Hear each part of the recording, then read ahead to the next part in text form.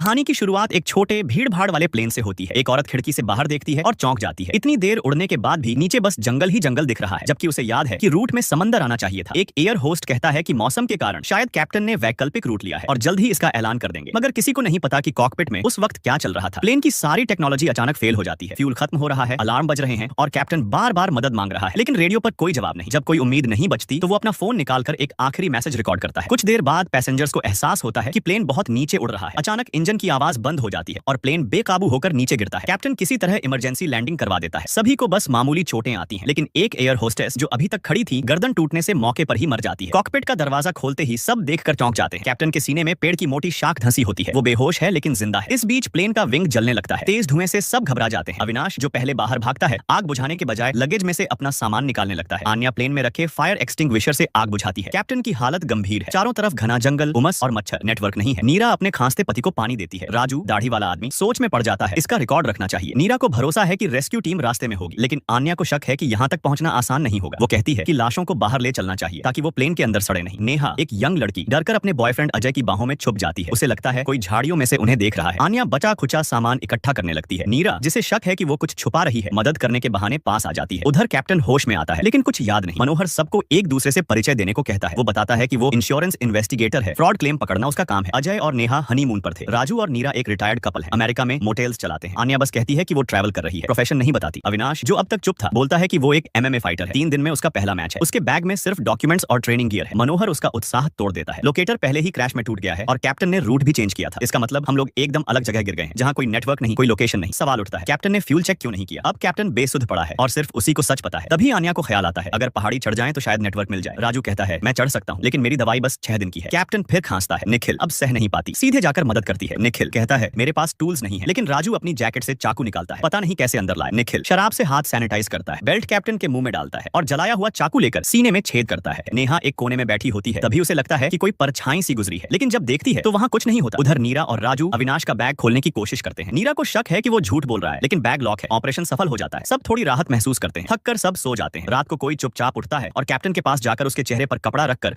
उसे दम घोंटकर मार देता है। सुबह सब सोचते हैं कि वो इन्फेक्शन से मरा। निखिल कहता है, कोई लक्षण नहीं था इन्फेक्शन का। 9वें दिन आर्मी आती है, लेकिन तब तक सभी मरे हुए होते हैं। फिर एक और रहस्य सामने आता है, 10 पासपोर्ट मिले पर सिर्फ 9 बॉडीज। तो वो 10वां शख्स कौन था? हत्यारा या इकलौता बचने वाला? इस सवाल का जवाब तो आने वाली एपिसोड्स ही देंगे। अगर तुम्हें ये वीडियो पसंद आया तो सब्सक्राइब